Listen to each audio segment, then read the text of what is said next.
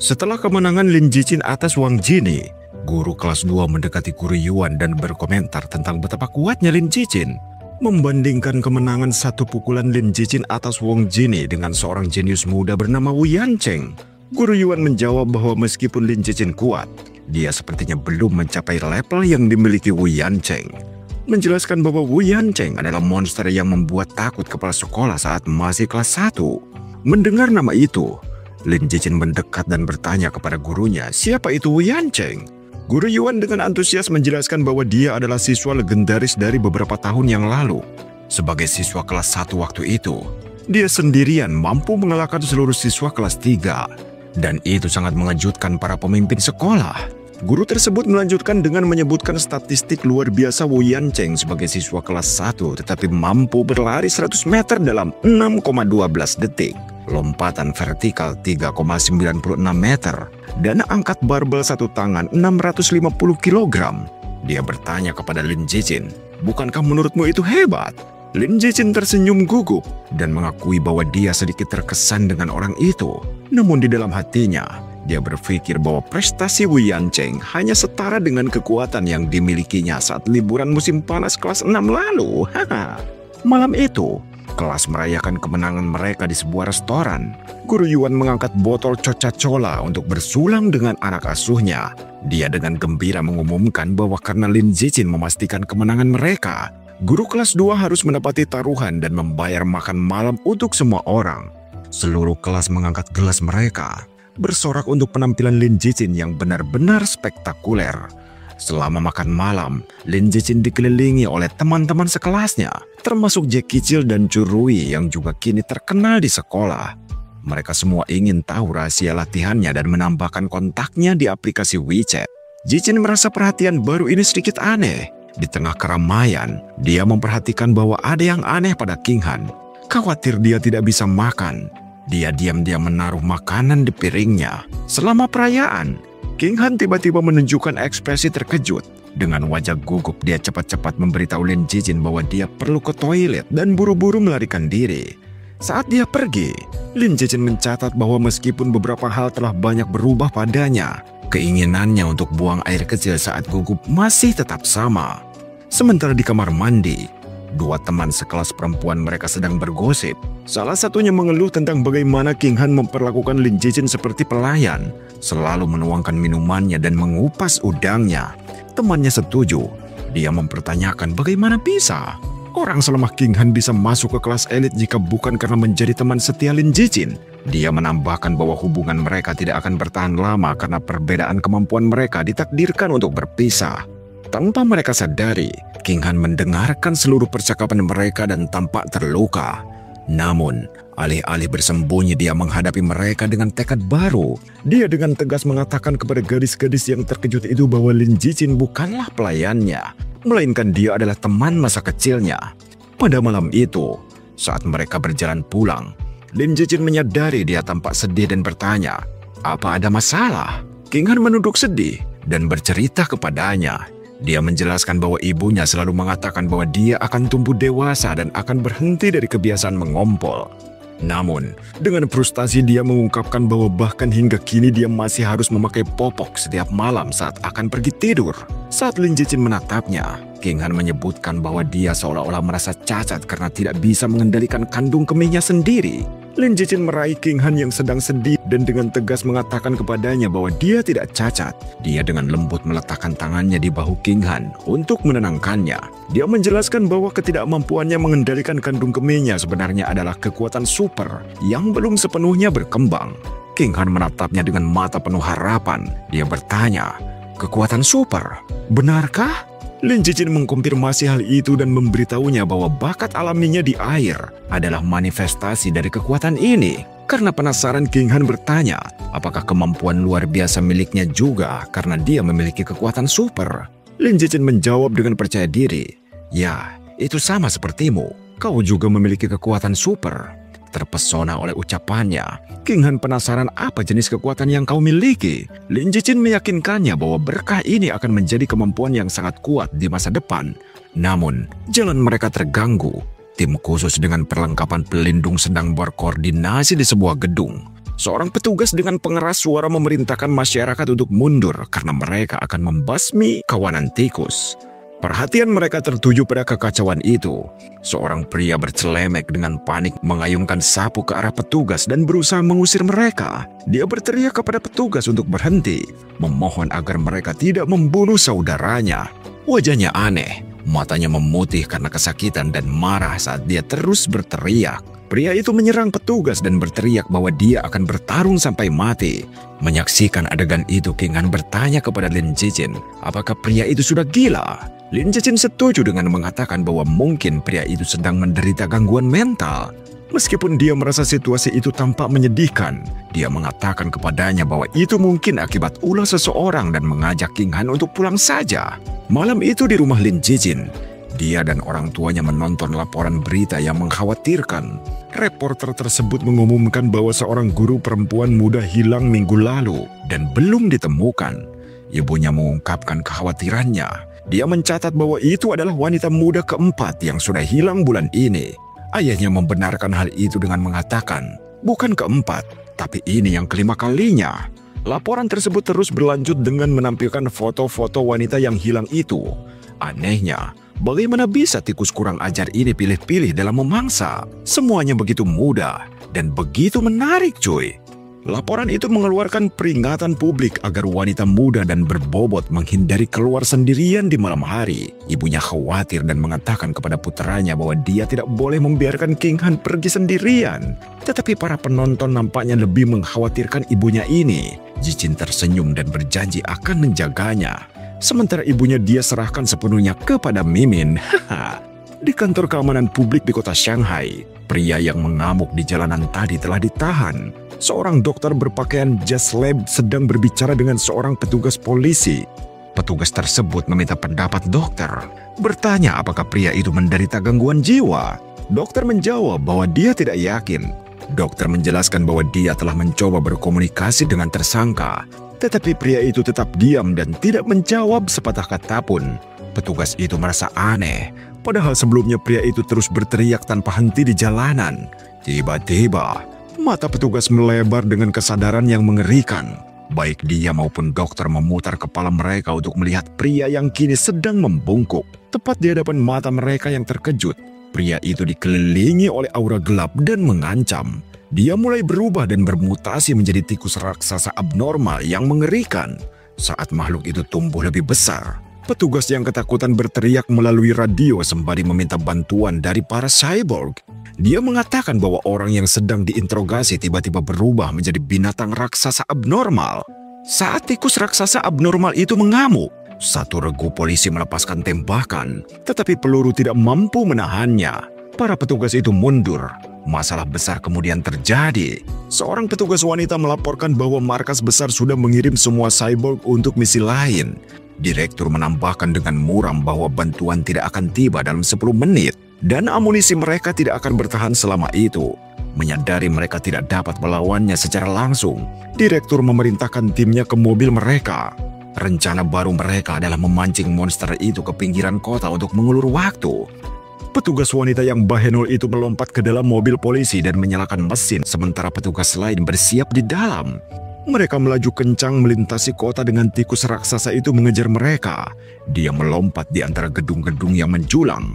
Petugas wanita mendesak mereka untuk melaju lebih cepat agar para cyborg lebih banyak waktu. Mobil itu melaju kencang di jalan pegunungan dan masuk ke sebuah terowongan. Tetapi monster itu tak kenal ampun. Dia memperpendek jarak dengan raungan yang mengerikan. Rahangnya yang besar dipenuhi gigi tajam yang mengerikan. Monster itu menghantam bagian belakang mobil sehingga menyebabkan kehilangan kendali. Akibatnya mobil itu berputar keras di udara dan jatuh. Di dalam mobil yang terbalik, sangat disayangkan petugas cantik itu tergantung. Pakaiannya robek dan dia terluka parah. Dengan ekspresi putus asa dia berpikir bahwa pada akhirnya usaha mereka tetap tidak akan berhasil. Tepat ketika tikus raksasa yang menyimpang itu meraung penuh kemenangan atas mangsanya yang jatuh, sebuah ledakan besar kemudian menelannya. Akhirnya bantuan telah tiba. Seorang cyborg wanita dengan rambut ungu pendek dan baju besi ramping melayang di udara. Dia mengunci dan melepaskan rentetan rudal ungu yang kuat. Proyektil-proyektil itu menghantam monster tikus, menciptakan serangkaian ledakan berapi-api saat dia memberi perintah untuk membunuh. Setelah asap menghilang, cyborg itu mendarat di jalan yang penuh kawah. Dia menemukan terowongan besar dan menyadari tikus itu melarikan diri dengan menggali jalan keluar. Saat itu dia menyadari bahwa makhluk-makhluk ini cukup pintar. Namun, dia melihat daging dan darah yang tercabik-cabik di tanah dan menyimpulkan bahwa makhluk itu terluka parah dan tidak mungkin bisa pergi jauh. Dia memutuskan akan melacaknya karena ini jelas adalah peluang yang sangat bagus. Adegan kemudian beralih ke cakrawala kota pada pukul 3 pagi. Di kamarnya Lin Cicin sedang berada di depan komputernya. Dia tidak sedang berlatih, melainkan sedang menulis novel. Dia merenungkan kemajuannya sebagai seorang penulis. Dia telah menulis setiap hari selama lebih dari setengah bulan, dan novelnya sekarang hampir mencapai 200.000 kata. Lebih penting lagi, pendapatannya telah melampaui 10.000 yuan ketika dia memikirkan potensi masa depan novel tersebut. Mengingat bahwa novel itu masih dalam periode buku baru, dia dengan bersemangat bertanya-tanya berapa banyak uang yang akan dia hasilkan setelah diluncurkan secara resmi. Karena terlalu bersemangat dengan pendapatan novelnya, Lin Cicin memutuskan untuk berlatih. Dia menemukan gang sepi yang tak berpenghuni untuk menguji usahanya baru-baru ini. Saat berlatih, dia puas dengan kemajuannya. Waktu lari 100 meternya telah turun menjadi 3,43 detik. Dan itu benar-benar luar biasa. Lompatan vertikalnya juga telah mencapai 7,22 meter. Dia merasa jika dia terus berkembang seperti ini, maka dia akhirnya akan mencapai tubuh suci. Tiba-tiba, latihannya terganggu oleh suara gertakan yang mengganggu. Dia berbalik dan melihat sosok bayangan yang membungkuk di sudut gelap. Sosok itu adalah makhluk mengerikan seperti tikus. Seorang manusia tikus yang mengerikan sedang mengunyah lengan manusia.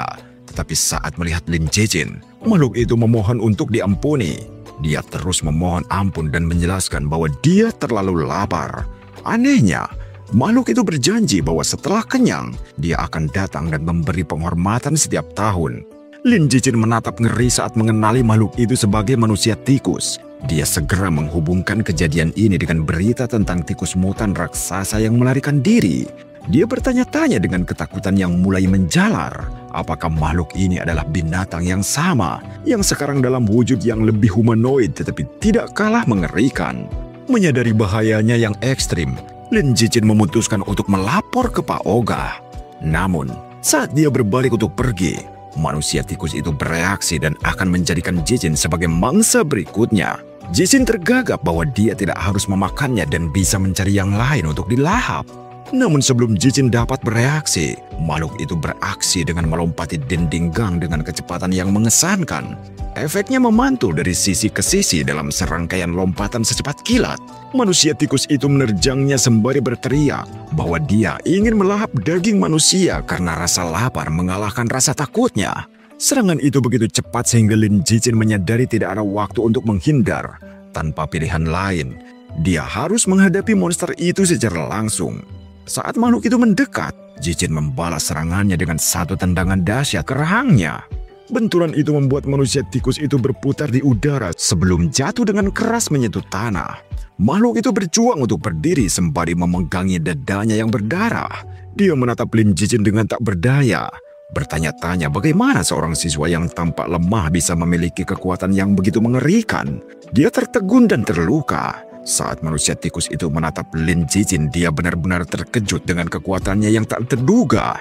Sebelum dia sempat pulih, sebuah batu tiba-tiba melayang di udara dan menghantam kepalanya. Memanfaatkan kesempatan itu, Cicin tak memberi monster itu kesempatan untuk membalas. Dia melepaskan badai batu yang dahsyat, melemparkannya dengan kecepatan dan ketepatan yang luar biasa. Manusia tikus itu benar-benar kewalahan oleh serangan tanpa henti darinya. Tak mampu membela diri saat batu-batu menghantam tubuhnya. Setelah beberapa saat, serangan gencar itu berhenti. Lin Cicin berdiri di ujung gang sembari terengah-engah. Dia memperhatikan tempat makhluk itu jatuh. Menyadari bahwa makhluk itu tak lagi bergerak, dia mendekat dengan hati-hati dan melihat bahwa serangannya lebih dahsyat dari yang dibayangkan. Manusia tikus itu musnah menjadi tumpukan daging yang mengepul. Jicin bertanya-tanya, apakah makhluk itu benar-benar mati? Saat menyentuh tumpukan itu, gelombang energi biru mengalir ke dalam dirinya. Setelah itu notifikasi sistem mengkonfirmasi bahwa dia telah melahap jejak sumber kehidupan tikus mutan raksasa, meningkatkan progres panduannya mencapai 7%. Dia kecewa karena hanya bisa menyerap 2% kali ini dibandingkan dengan 5% dari mayat yang hangus waktu itu. Dia berteori bahwa perbedaan tersebut mungkin disebabkan oleh perbedaan jumlah gen Raja Tikus yang dikonsumsi oleh masing-masing pengikutnya.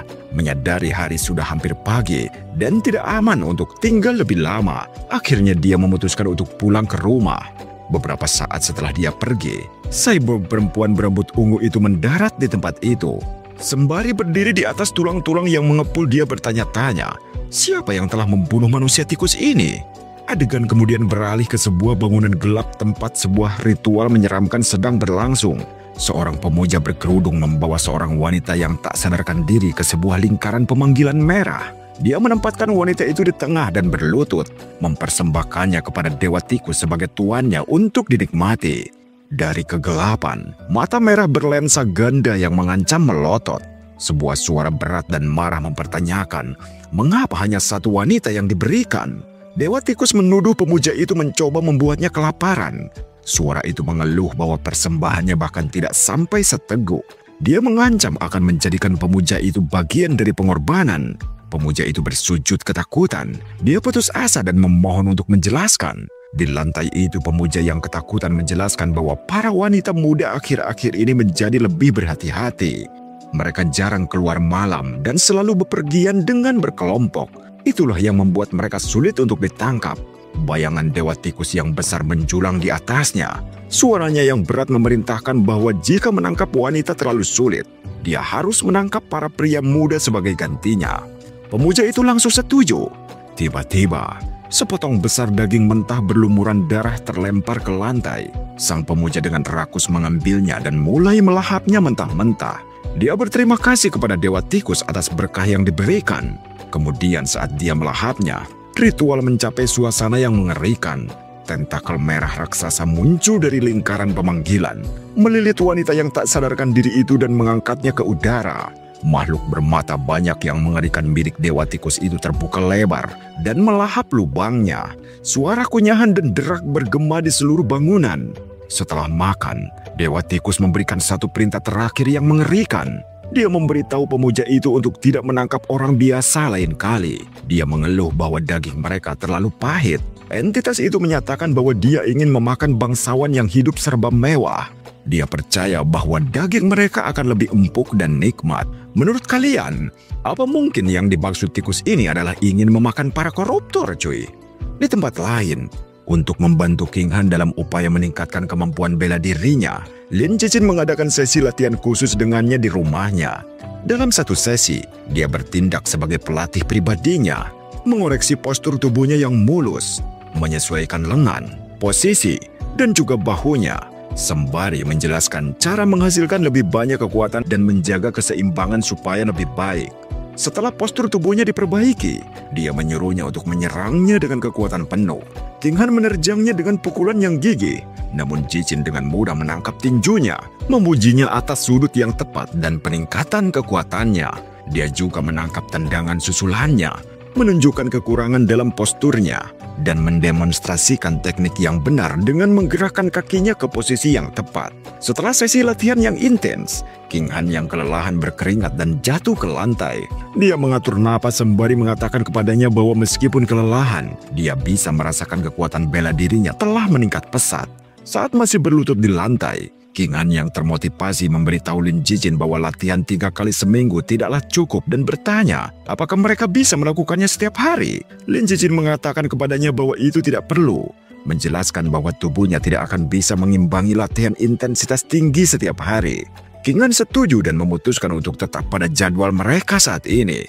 Tepat saat itu ponsel Lin Cicin bergetar. Saat dia mengeluarkannya, King Han yang penasaran mencondongkan tubuh ke arahnya. Dia bertanya apakah itu laporan berita khusus. Dia melihat layar dan melihat 2 berita utama. Berita pertama mengumumkan bahwa Jin Corporation akan menyediakan perawatan gratis bagi mantan gadis jenius mekanik yang cacat akibat modifikasi mekanis dini. Berita kedua yang lebih mengejutkan mengungkapkan bahwa seorang jenius dari Universitas Beijing telah berhasil melakukan fusigen dengan gen binatang laba-laba berkaki 1000, sehingga memecahkan rekor orang termuda yang mampu menjalani fusigen ganda. Mata Lin Jichin terbelalak saat membaca berita kedua. Langsung menyadari bahwa jenius ini pastilah jenius yang sama dari ibu kota yang telah menjadi pesaingnya selama bertahun-tahun. Kebanyakan orang tidak dapat menjalani fusigen hingga dewasa karena tubuh yang lebih muda tidak dapat menahan efek samping dari gen binatang dan beresiko mengalami mutasi parah. Namun, jenius ini kini telah berhasil menjalani fusigen kedua di usia muda yaitu 18 tahun. Lin Jichin merenungkan bakat fisik jenius yang luar biasa. Dia bertanya-tanya apakah fusigen memang jalan terbaik untuk menuju kekuasaan. Saat di rumahnya, Jichin sedang sibuk dengan karir barunya sebagai penulis novel. Berkat kecepatan penulisannya yang luar biasa, novelnya langsung menjadi booming. Kolom komentar dipenuhi pembaca yang kagum dengan karyanya. Bahkan ada yang menyebutnya monster tentakel karena mampu menulis 50.000 kata di hari pertama. Jichin merenungkan bahwa dengan latihan yang dia lakukan sejak awal dan atribut akar kebijaksanaan surgawi, latihan selama sebulan memungkinkannya mengetik dengan kecepatan 10.000 kata per jam. Efisiensi ini berarti menulis hanya membutuhkan waktu sekitar 1 jam sehari, sehingga memberinya banyak waktu untuk berlatih.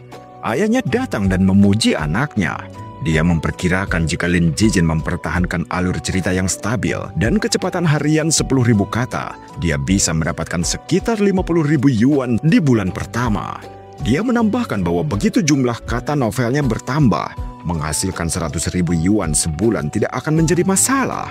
Lin Jichin sangat gembira. Dengan penghasilan 50 hingga 100.000 yuan sebulan, dia tidak perlu lagi khawatir tentang pendanaan misinya untuk membuka panduan manabis eksotis lainnya. Dia akhirnya menetapkan tujuan yang kuat. Dia akan menggunakan biaya 2 bulan pertamanya untuk membuka panduan elang raksasa yang buas. Adegan kemudian beralih ke kelas seni bela dirinya, di mana guru Yuan mengumumkan sesi sparring untuk menilai kemajuan para siswa. Kekuatan luar biasa Lin Jichin ditampilkan sepenuhnya. Dia benar-benar menghancurkan lapangan. Dengan mudah dia mampu mengalahkan setiap lawan dengan tendangan dan pukulan yang kuat. Tidak ada yang mampu mendaratkan satu pukulan pun padanya. Setelah sesi tersebut selesai, gurunya memberinya hadiah uang. Jichin merenungkan hari yang sukses itu. Dia senang karena dia tidak hanya mendapatkan 888 yuan, tetapi juga memperoleh poin pengalaman penting menuju pencapaian survival of the fittest-nya. Sementara Lin Jichin mendominasi, hasil King Han tidak begitu cemerlang. Seperti biasa dia berada di peringkat terakhir. Temannya Rui mencoba menghibur gadis yang sedih itu, namun latihannya dengan Lin Jichin jelas membuahkan hasil.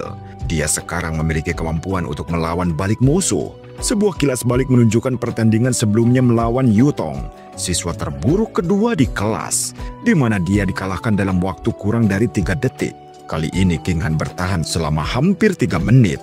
Yang lebih mengesankan lagi, dia secara aktif bertukar pukulan dengan mendaratkan beberapa pukulan dan tendangan, sehingga membuat guru Yuan sangat terkesan dengan kemajuannya. Dia memuji kerja kerasnya dan mendorongnya untuk terus berjuang. Setelah sesi sparring selesai, guru tersebut mengumpulkan seluruh murid dan membuat pengumuman baru.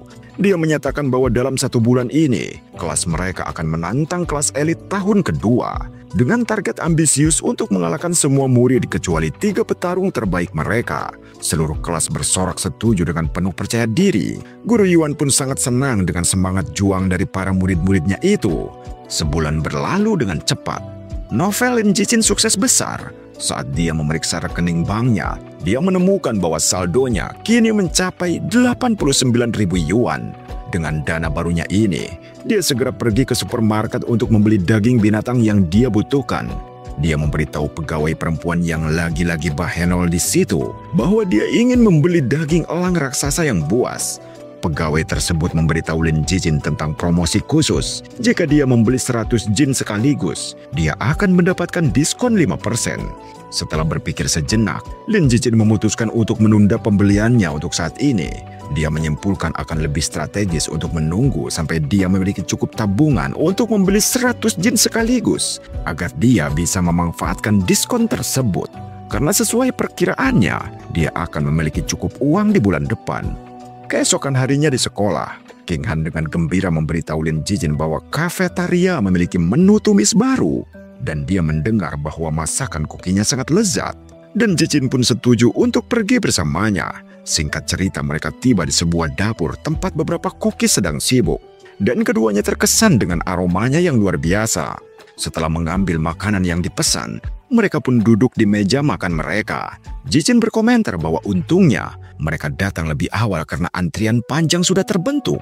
Namun makan mereka terganggu oleh pertengkaran keras di antrian itu. Seorang siswa menuduh yang lain memotong antrian, tetapi yang kedua mengklaim teman semejanya mengamankan tempatnya. Perdebatan meningkat dengan siswa kelas 1 yang bersikeras mengamankan tempat tetapi masih memotong antrian.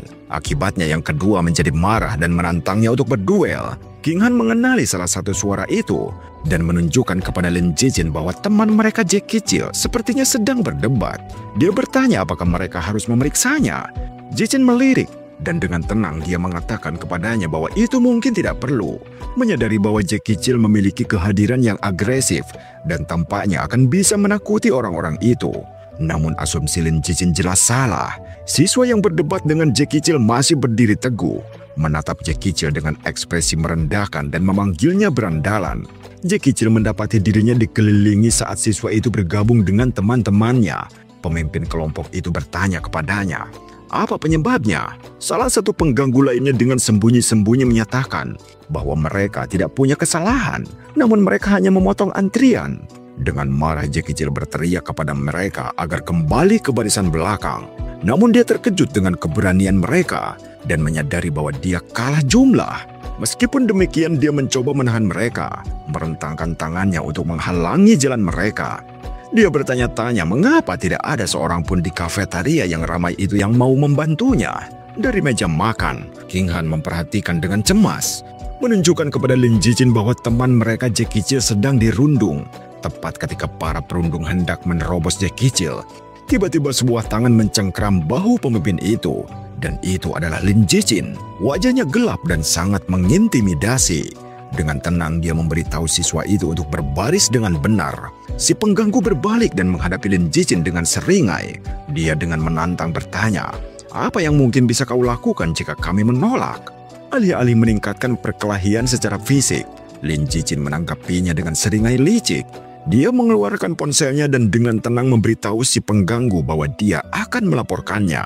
Pemimpin pengganggu itu mencemooh ancaman itu, menyebut tindakan itu sebagai tindakan pengecut. Dengan Jack Kecil yang menyeringai di sampingnya, Jijin menjawab bahwa yang menyerobot antrian bahkan lebih memalukan. Karena tidak mau dilaporkan, kelompok pengganggu itu menyerah dan pergi dengan frustasi. Adegan kemudian beralih ke sebuah villa mewah di distrik mewah kota Shanghai. Tempat kultus Dewa Tikus mengadakan pertemuan rahasia. Pemimpin mereka seorang pria berjubah hitam berkerudung duduk di kursi seperti singgasana dan berbicara kepada para pengikutnya. Dia mengumumkan bahwa salah satu anggota mereka, Su Chang, telah tewas. Menjelaskan bahwa Su Chang mengamuk di jalanan dan terbunuh setelah memprovokasi pasukan keamanan. Seorang pengikut lain bergumam bahwa dia ternyata sudah tiada. Sang pemimpin kemudian memperkenalkan seorang pemuda baru yang akan menggantikan Su Chang. Dia menyampaikan perintah baru yang mengerikan dari Dewa Tikus mereka. Mulai sekarang, mereka hanya boleh menangkap dan mengorbankan para elit politik dari kalangan bangsawan karena dewa mereka menganggap bahwa membunuh orang biasa terlalu kejam. Perintah baru ini kemudian menimbulkan kekhawatiran. Dua anggota angkat bicara dengan mengatakan bahwa menangkap para bangsawan terlalu beresiko. Mereka beralasan bahwa orang biasa yang hilang akan mungkin diabaikan, tetapi seorang bangsawan yang hilang akan menyebabkan masalah besar. Pemimpin sekte menyarankan agar mereka menargetkan putra-putra pedagang kaya yang lemah untuk mengurangi resiko. Dia kemudian mengalihkan perhatiannya kembali kepada pendatang baru tersebut. Dia memerintahkannya bahwa karena dia masih baru, dia tidak boleh mengejar para bangsawan dulu. Sebaliknya, dia harus berlatih dengan menangkap seorang pemuda tampan sebagai pengorbanan kepada salah satu bawahan Dewa Tikus. Si pendatang baru dengan muka tersembunyi di balik bayang-bayang tudungnya dengan yakin menerima misi tersebut. Dia berjanji bahwa dia tidak akan mencari sembarangan pemuda tampan, tetapi akan mempersembahkan pemuda paling tampan di seluruh kota kepada sang tetua. Bagaimana pendapat kalian tentang komik ini? Tulis pendapat kalian di kolom komentar. Like juga videonya jika kalian suka. Mimin akan melanjutkan ceritanya jika videonya benar-benar ramai. Sampai jumpa di pembahasan berikutnya dan tetap semangat.